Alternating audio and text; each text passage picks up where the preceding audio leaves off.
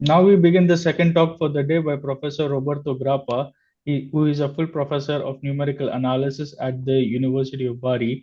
His main research interest focuses on numerical solution of differential equations of fractional order and on analysis and numerical evaluation of special functions. He is the author of more than 70 scientific papers and series of MATLAB codes for fractional order problems freely available on MathWorks website. We're very happy to have you here, Professor. Please begin your talk. Thank you very much, Pavan. Thank you also to Arran for inviting me to this series of seminars. Well, um, this talk I would like to talk about a new topic that we are studying since 2021, and it is related to the derivation of a new class of fractional operators of variable order. In particular, in this talk, I will try to focus a bit more on a numerical aspect. This is the outline of this presentation, in which I will first give some motivations for the introduction of new operators. There will be mainly motivations of mathematical type. I will not discuss about physical motivation or motivation from other kind of applications. Then I will describe the way by which we have derived these new operators, and I will shortly discuss some properties of these operators. And then I will focus on several numerical aspects. And finally, I will pose some open questions. As I was mentioning, this talk is based on these two papers. The first one with Andrea Giusti and Francesco Mainardi concerns mainly the theory of the new operators, and it is a paper from 2021. And the second paper is a paper which more focuses on computational aspects to solve differential equation of a variable order with a given type of a variable order. I would like to dedicate this talk to Professor Giambattista Scarpi from the University of Bologna. He retired since 2012, and it was recently an emeritus professor. Professor Scarpi unfortunately passed away a few days ago, and he cannot attend this presentation. I'm very sorry. The reason why I'm dedicated this talk to Professor Scarpi is because the main ideas for these operators are due to Professor Scarpi. I will explain later the basis from this new theory, but it is important for me to point out that all these investigations started from some ideas from Professor Scarpi, which, as I told, unfortunately passed away a few days ago. Maybe you know that operators of variable order are not new. They have a quite long history. Indeed, there was introduced for the first time in 1993 in an interesting paper by Samco and Ross, and then in some subsequent papers. And at the beginning, as Samco and Ross wrote in the first paper, they moved just from a mathematical curiosity.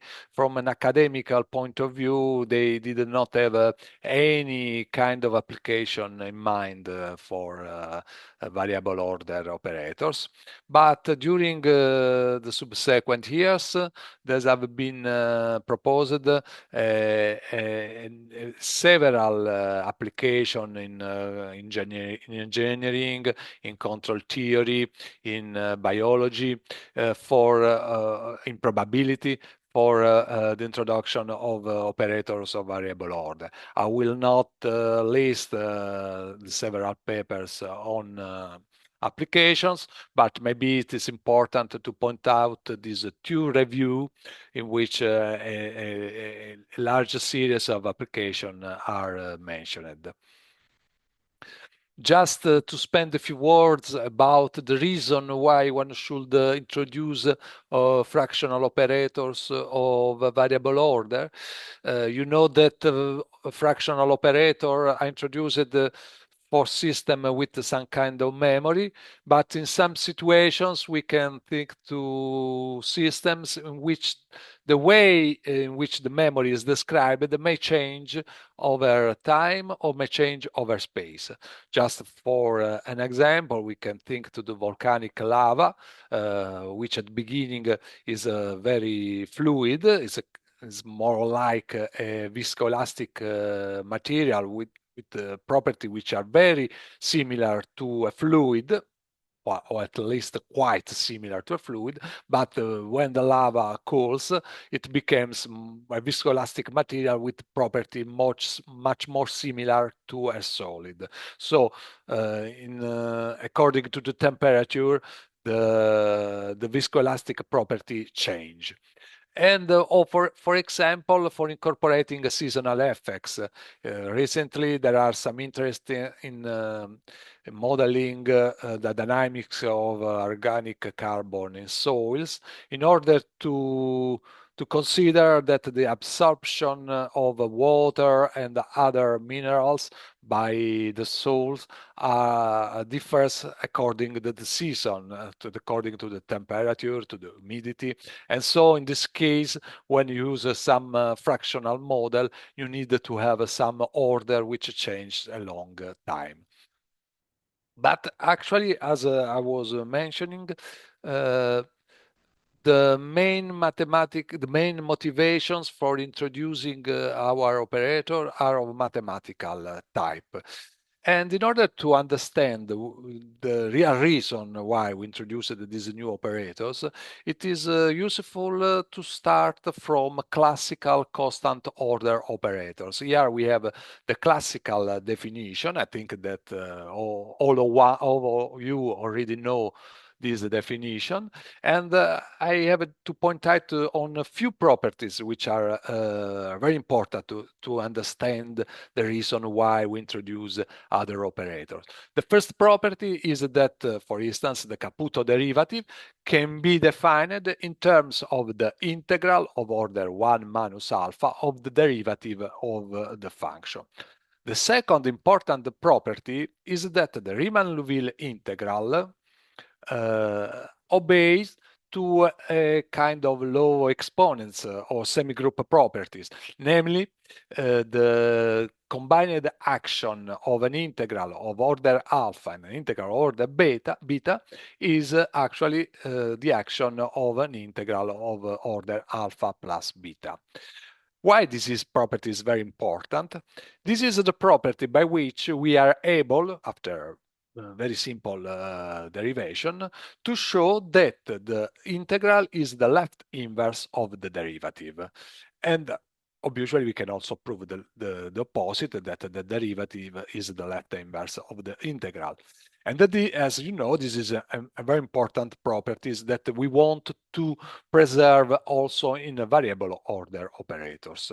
So we keep in mind these two properties in order to see what happens with variable order operators. So we start again from classical operators of constant order, and we have a look at the way in which, in the past, usually these operators are generalized to variable order. In general, this is made by replacing the constant order alpha, which here is just a constant, by means of some function which changes over the time. This can be made by a direct replacement by fixing actually the time of the function alpha of t at a certain at the external time, and then replace alpha with alpha of t. Or otherwise, some other authors propose a different approach in which the replacement is made in the convolution. So also alpha is obeys to the convolution law and is inserted inside the convolution.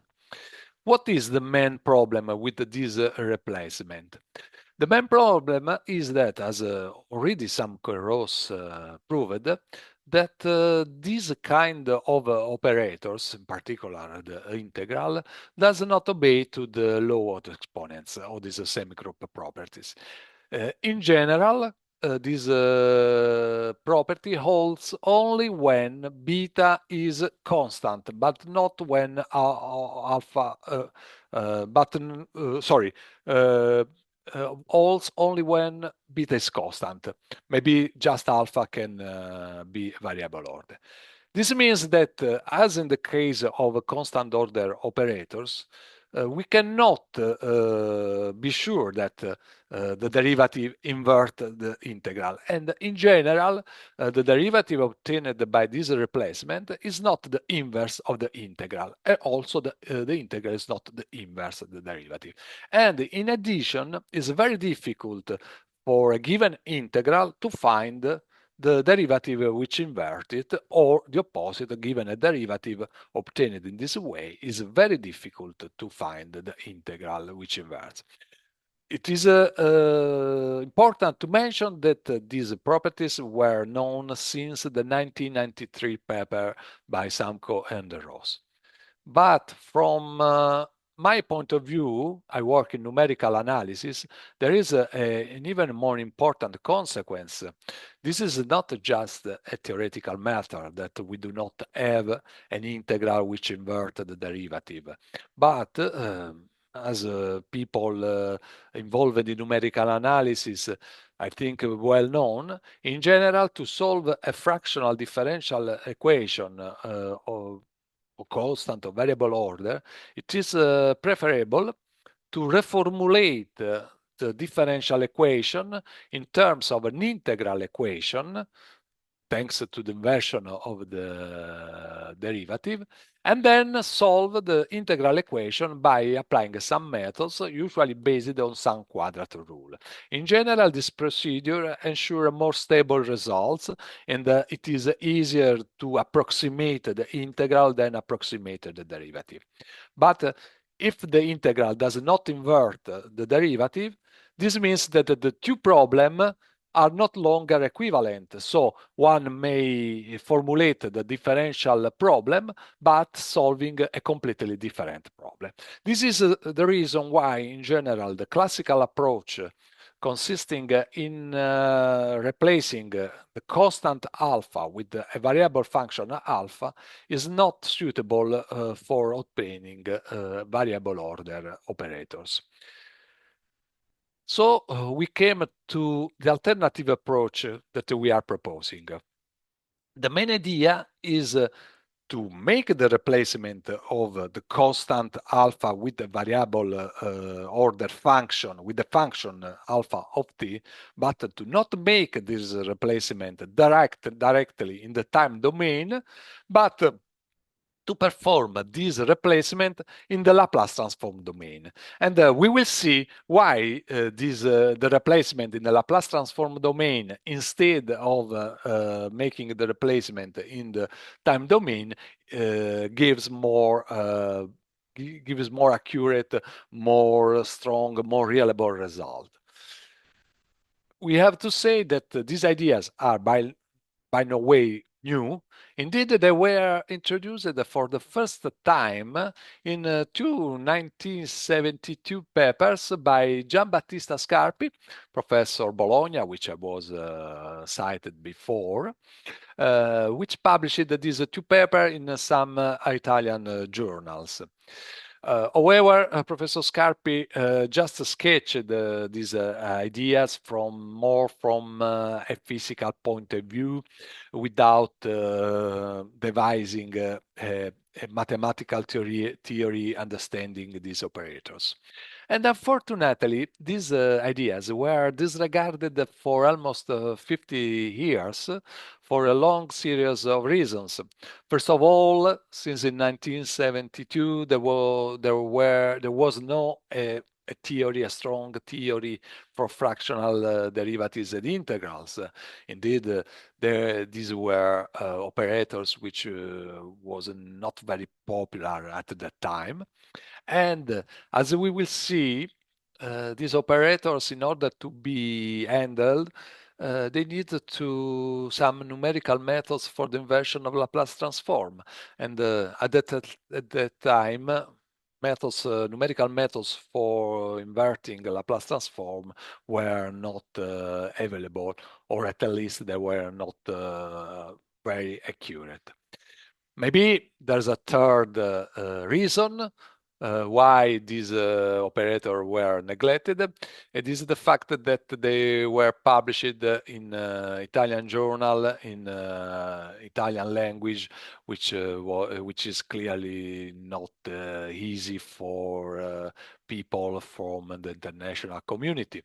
Professor Francesco Mainardi, which is a friend, which was a friend of Professor Scarpi, discovered these papers, and he brought to the attention of myself and Giusti, and then we started to work on them and formulated a more rigorous mathematical theory other than numerical method. Oh, well, now let's see how these operators are obtained. Again, in this case, it is convenient to start from the classical definition of fractional derivative, in this case of Caputo type, but the same reasoning can be done for Riemann-Liouville operators. Indeed, in the paper by Scarpi, which is a paper from 1972, it was proposed a derivation on the Riemann-Liouville derivative, which was the only one available at that time. So we know that the Caputo fractional derivative can be written as a convolution integral with a kernel that we denote here as phi, this function phi, of which we are able to compute the Laplace transform, and the Laplace transform of this kernel is actually this function s power to alpha minus 1.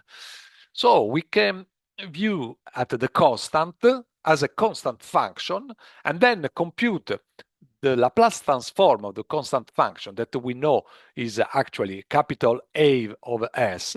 In general, in this talk, I will use capital letters from the Laplace transform and lowercase letters from for the time representation of the corresponding function.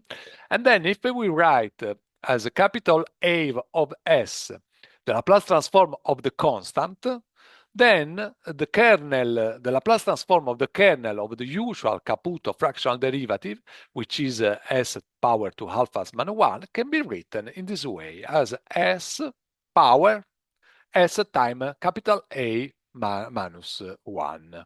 Well, the idea is that we can replicate this process by using any function for which the Laplace transform is known. So we consider a function alpha of t, for which now the Laplace transform is any function capital A, and then replace this in the kernel, the Laplace transform of the kernel phi, and obtain a kernel corresponding to the Laplace transform of this function in time. And then we can go back to the Caputo fractional derivative and replace the inverse Laplace transform of this kernel in the convolution integral defining the Caputo derivative, and we obtain the Caputo derivative of variable order according to the setting devised by Giambattista Scarpi. Well, we have defined a derivative of a variable order, and I was mentioning before, it is important to find an integral which inverts this derivative.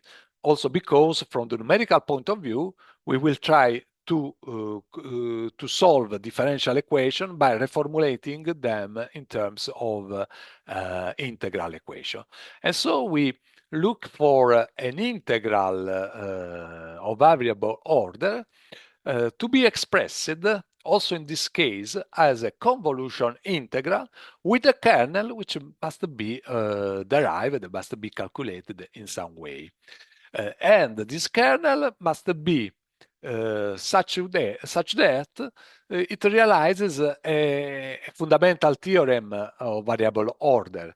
Such a way, the derivative is the left inverse of the integral, and the integral is the left inverse of the derivative, as it happens, for instance, for standard constant order derivatives or also integer order derivatives. In order to find this kernel, which allows to define the integral, we have used the Sonine condition. What is the Sonine condition? The Sonine condition ensures that given two operators expressed in terms of a convolution integral, the two operators realize this fundamental theorem of calculus if the two kernels satisfies this Volterra integral equation for any t in the interval in which the kernels are defined. So, in order to find the kernel of the integral, we have to solve this Volterra integral equation. As you know, it is not easy to solve an integral equation of this kind. So, but this task is greatly simplified if we work in the Laplace transform domain. Indeed, if we consider the Sonine condition, which in the time domain is expressed in terms of this Volterra integral equation, in the Laplace transform domain, the same condition is expressed in terms of an algebraic equation, which is very easy to be solved. So we remember that the kernel of the derivative is this one, the one in the left part, and so by solving this very simple algebraic equation, the kernel of the integral is given in this way, which is very simple to be represented. And so we now have two operators, a derivative and an integral of variable order, which are defined in terms of some kernels, which are given in terms of inverse Laplace transform. Obviously, they must be Laplace transform of some function. We have to be sure that it's possible to perform this inversion, and then capital phi, capital psi are some Laplace transform of some function. And in order to verify these properties, it is essential that they are Laplace transform, so they must obey to this relationship. The limit of these kernels for S for the spectral variable to infinity must be 0. This means that we have this condition on S times capital A of S, and then this means that the limit at the origin of the function defining the variable order must be a value strictly included in the interval between 0 and 1. This means that actually you cannot have a regular kernel. Basically, this means that the kernel is a weakly singular kernel as in the usual fractional order operators. And as you know, kernel of regular type are not suitable. They have a series of problems, and in general, it is better not to use these operators obtained thanks to regular kernels. But, well, let's see some computational aspect, because it is true that for any variable order function with the known Laplace transform, we can define these operators, but actually we do not have any analytical representation of these kernels. We know very well their Laplace transform, but we do not know an analytical representation. In general, these functions does not have an analytic formula, a clear closed formula for for, for the inverse Laplace transform. At the same time, obviously, we do not have in general analytical representation of the derivative, the integral of the function, and as you can understand, there we do not have analytical solution also for fractional differential equation.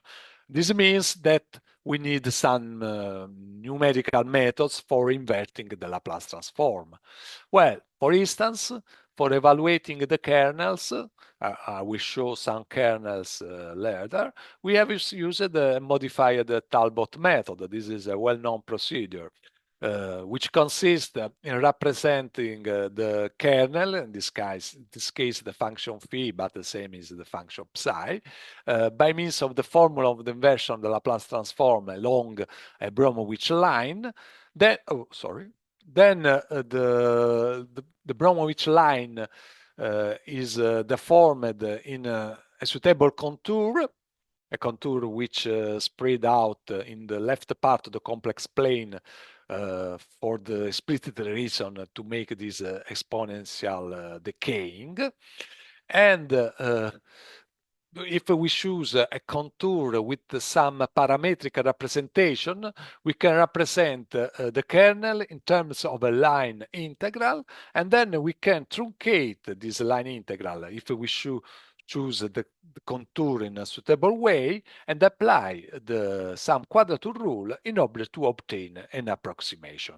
If we select the contour, the point in which we truncate the contour and the quadrature rule in a suitable way, we will be able to achieve any given tolerance, so evaluate with any kind of precision these kernels. We spend a few words about this numerical technique. In particular, we have worked on a parabolic contour. The reason why we usually choose this parabolic contour is that it is very smooth. It decays quite fast in the left part of the complex plane, and it is represented by just one parameter. And this simple representation allows to simplify the error analysis which is necessary for obtaining a good approximation. And we have used a very simple truncated trapezoidal rule. Also in this case, the reason why we prefer to use a simple rule and not a more accurate rule is that because it is simple to perform the error analysis, which brings us to the correct selection of parameters.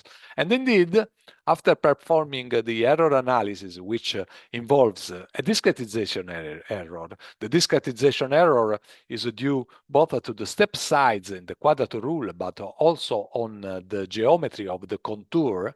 In particular, we need to find the contour which are far enough from the possible singularity of the Laplace transform. To the truncation error, which actually depends on the number of points that we incorporate in the trapezoidal rule, and the Randolph error, which is particularly important because we evaluate the function in finite precision arithmetic of computers, and so even from a theoretical point of view, we could expect highly accurate results. The precision of computer may damage the accuracy of the result. And then by balancing these three fonts of errors and asking that they are approximately equal to a given tolerance epsilon, we are able to select the parameters mu, h, and n in order to achieve this accuracy. This method is well explained in the very famous paper by Wedemann and Trefeten, in which they considered both a parabolic and also another hyperbolic contour, and by a subsequent paper by Weidman where also the Randolph error was added to the error analysis. So let's see some results in which we have computed some kernels just to give an overview of what we actually obtain. In this case, we have considered as a variable order function and a transition of exponential type from a value alpha 1 to a value alpha 2 with a ratio C. So basically, we start from alpha 1 equal 0.6, and the order of the derivative and the integral equivalent asymptotically the value alpha 2 equal 0.8 after log time. The Laplace transform of this function can be analytically evaluated. And here we have a look at the kernel of the derivative, which is the inverse of this Laplace transform. And what we find very interesting, and that this kernel for early times here overlaps with the kernel of the derivative of order 1, and for late times, it overlaps asymptotically to the kernel of the derivative constant order alpha 2. The same can be observed also for the kernel of the integral, where we have in the early time the kernel overlapping with the kernel of the integral of a constant order alpha 1, and for later times with an overlapping with the kernels of the constant order alpha 2. Here is another example in which we have considered another exponential transition in which the order starts from alpha 1, in this case 0.6, achieve a maximum 0.8 alpha 2, and then decay. And it decays with two different ratios, C1 and C2. The function is this, and this is the Laplace transform. And we have inverted these kernels. And obviously, in this case, we see the overlapping just with the kernel of constant order alpha 1, because indeed the variable order function starts from alpha 1 and returns to alpha 2. This happens both for the kernel of the derivatives, but also for the kernel of the integral.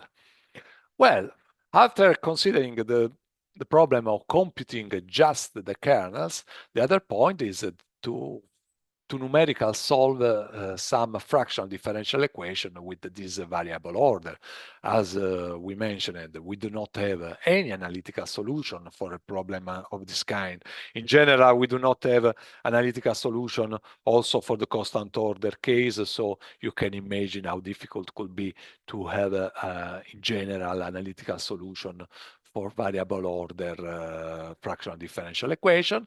So we need to produce numerical methods, and in this case usually is useful to reformulate the equation in according an integral representation.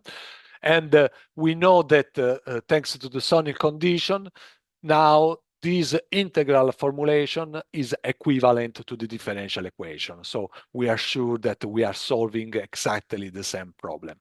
We are looking for a scheme of this kind, which in some sense is a Grunwald-Lettikon scheme, a convolution discrete formula of this kind, and we have obtained the formula of this kind by exploiting the theory devised by Christian Lubick, in 1988 and later in 2004, which involves convolution quadratures.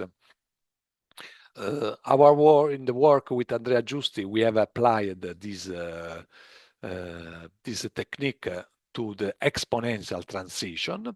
And we will see that when alpha 1 is equal alpha 2, this means that actually we have a constant order, we obtain exactly the Grunwald lexicon scheme. This is the reason why we call this as a Grunwald lexicon generalization, or at least a generalization of the Grunwald lexicon scheme. So we give some hints about this Lubick's convolution quadrature.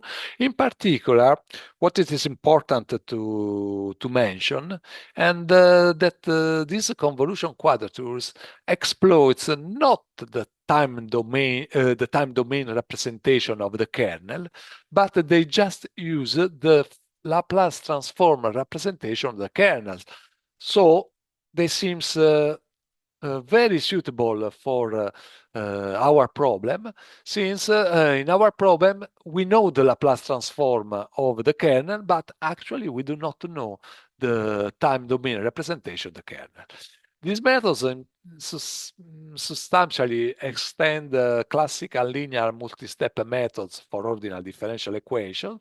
So we have to start from a linear multi-step method with first, second characteristic polynomial rho and sigma, and they are expressed exactly in terms of this discrete convolution quadrature, where the weights are obtained by means of the series expansion of the Laplace transform applied to the function delta x over h, where delta x is the generating function of the multi-step method, of the linear multi-step method. The generating function of the linear multi-step method is the function actually which defines the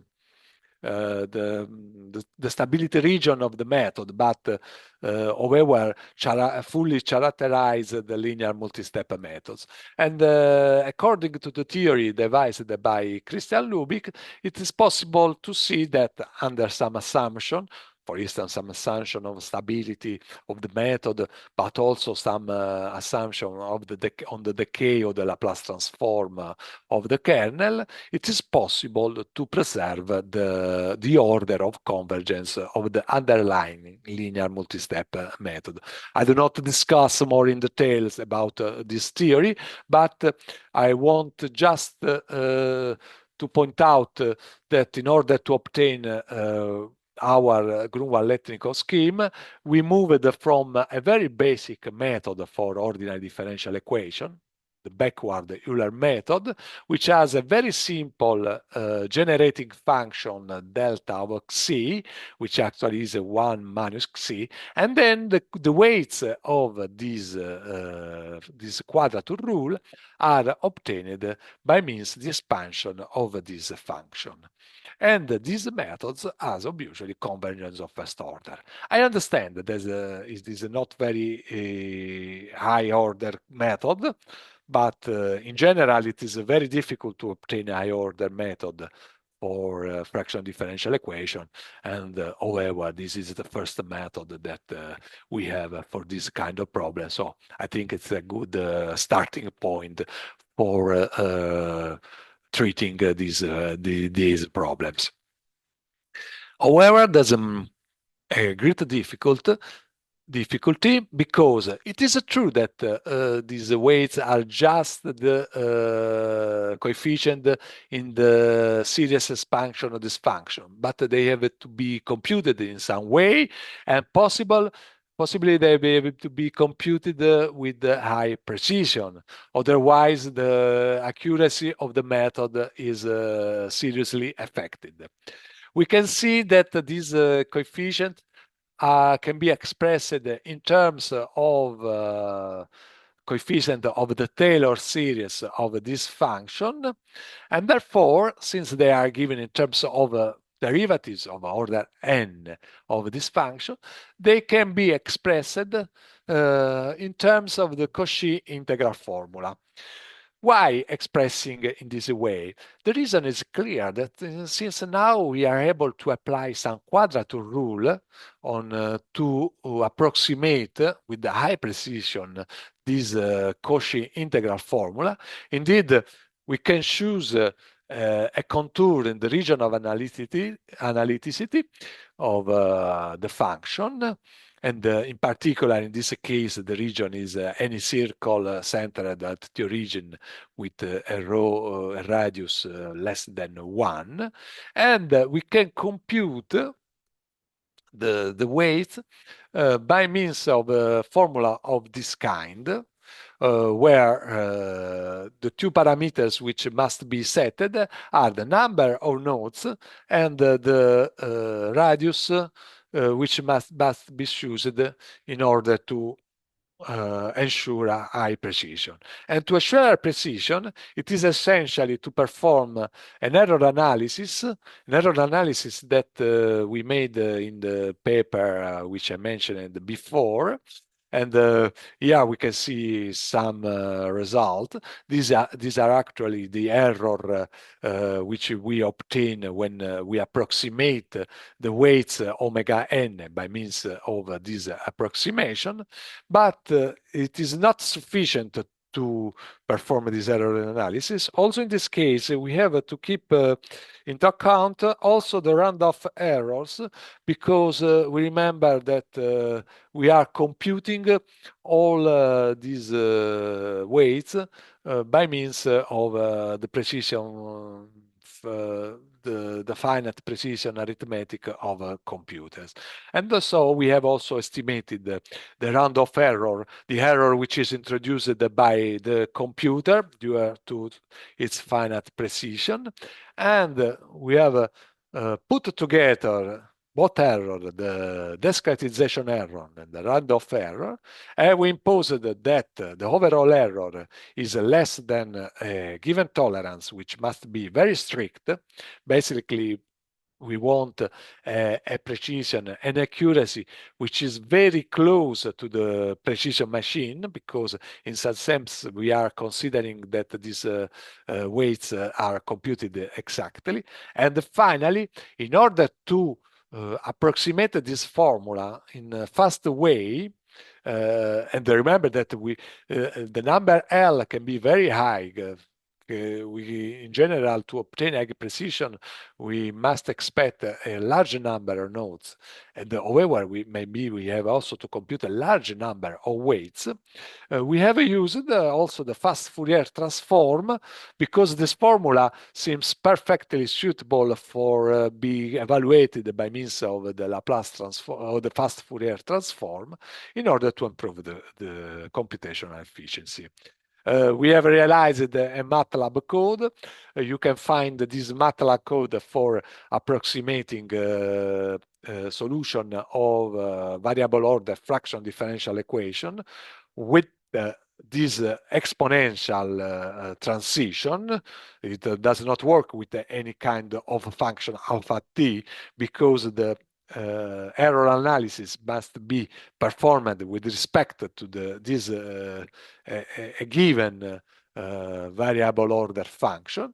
However, you can find the code on my profile page on the website of MATLAB. So if you want to make some simulation, if you want to try to simulate some fractional differential equation, you can try this code, and maybe if you want, give me some feedback in order to reliability and utility of this analysis and of this code.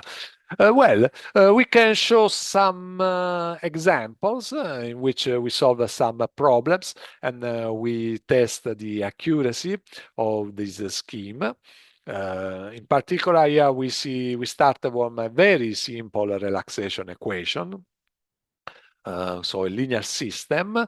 The reason why we start with this relaxation equation is that in this case, actually, we can obtain a reference solution by directly inverting the Laplace transform of this equation. Since we are able to invert the Laplace transform in a quite accurate way, so in this way we have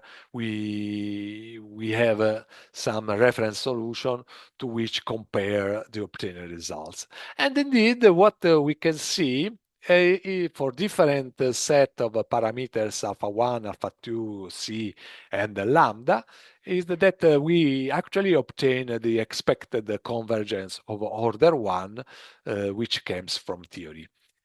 Another experiment involves a bit more involved equation on nonlinear type of this kind. In this case, Laplace transform cannot be used for obtaining the reference solution. So as a reference solution, we have used the same solution obtained by this Grunwald lexicon scheme, but with a much more smaller step size. Also, in this case, we can see that convergence of first order is achieved as expected. Finally, just a mathematical curiosity, we have solved this two-dimension Bruselator system. This is a system which is very often used as benchmark for a wide class of numerical methods. So I think it is useful also testing our methods for this problem. We know that according to parameters, we can have a stable behavior or unstable. We have just considering the problems in which we have stable behavior. Otherwise, in the case of chaotic behavior, it's almost impossible to test the convergence of the methods. And also in this case, we can see that our results are compatible with the theory. We obtain convergence. So I think I can move to conclude by presenting some open questions. The first one is that we have developed all the theory for a function which has a value in the interval between 0 and 1. So maybe we could try to consider transition in intervals, in larger intervals. In this case, we should construct the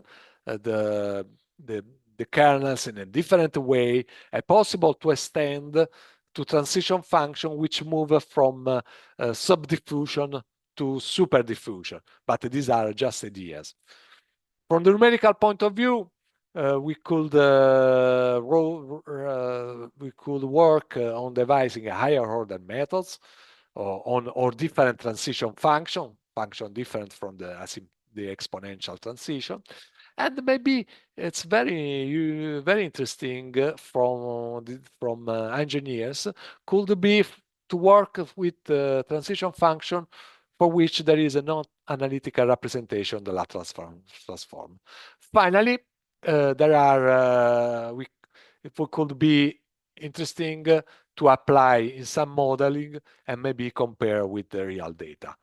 I would like just to give a few references for this work. The first two references by Professor Scarpi, which brought the seminal ideas for these operators. Then the two papers that I have presented today, and the two papers in which with Luisa Beghin and Lorenzo Cristofaro from University La Sapienza Roma, we explored an application in probability theory, and a paper with Andrea Giusti, Ivan Colombaro, Roberto Garra, and Andrea Mentrelli, in which we explored an application in viscoelasticity. Finally, I would like to mention the two papers of Lubick, which give the framework for solving a numerically differential equation of this kind. And I have not mentioned before, these are two important papers by Kuchubey and Luchko, sorry, in which they give the general theory for introducing general differential, general derivative, a general integral of fractional order in terms of kernels obeying to a Sonine condition. Okay, I can stop here. I would like to thank you for your attention. Thank you very much for the nice talk. For questions, please raise your hand. I'll call out your name in the order they appear on my screen.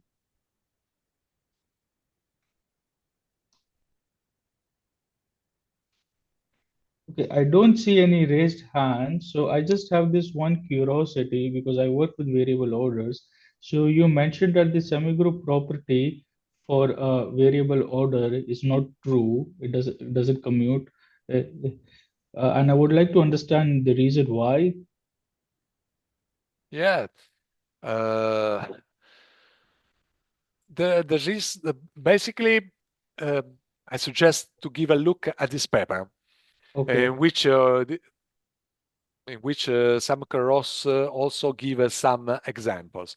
The point is that if you perform this double integration with the variable order, when you perform the first integration, you have a function which is quite complex, and actually when you perform the second integration, it does not correspond to the integration with the sum of the exponents.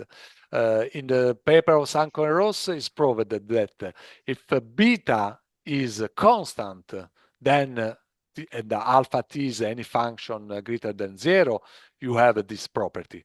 But if they both are variable order, you do not obtain this law. And the problem that you have with the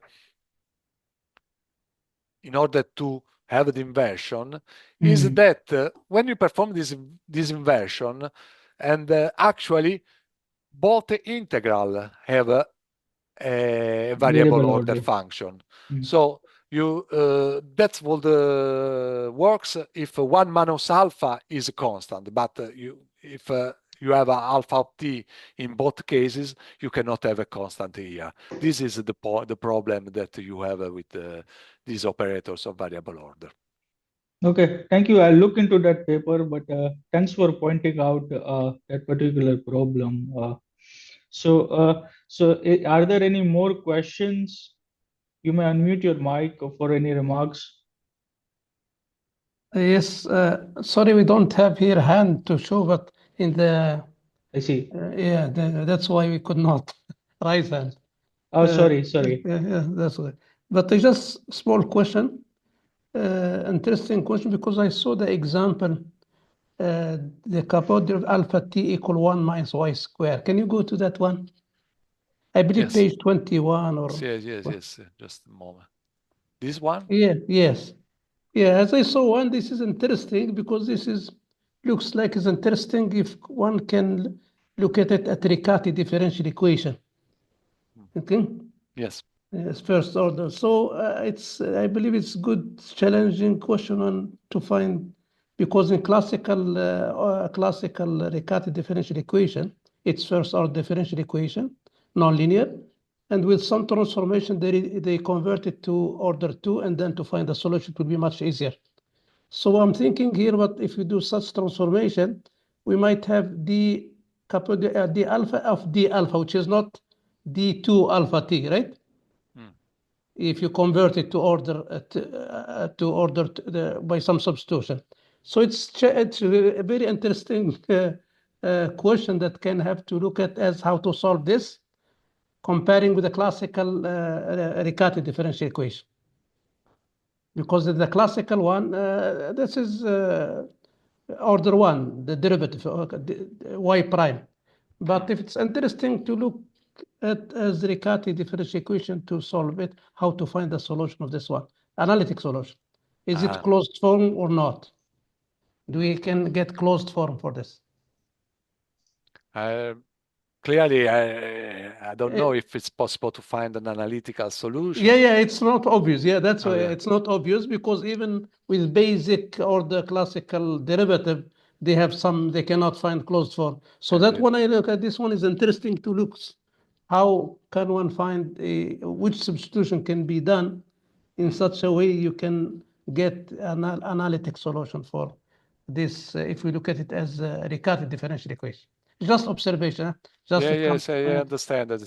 You have to consider that my field is numerical methods, so just my curiosity is much more to see that if the methods works fine. Exactly. Not just the equation, but usually that could be useful for people. For people, yes. For involved theory, in solution of theoretical problems. Exactly, yes. Thank you for the observation. If there are more questions, you may please unmute your mic.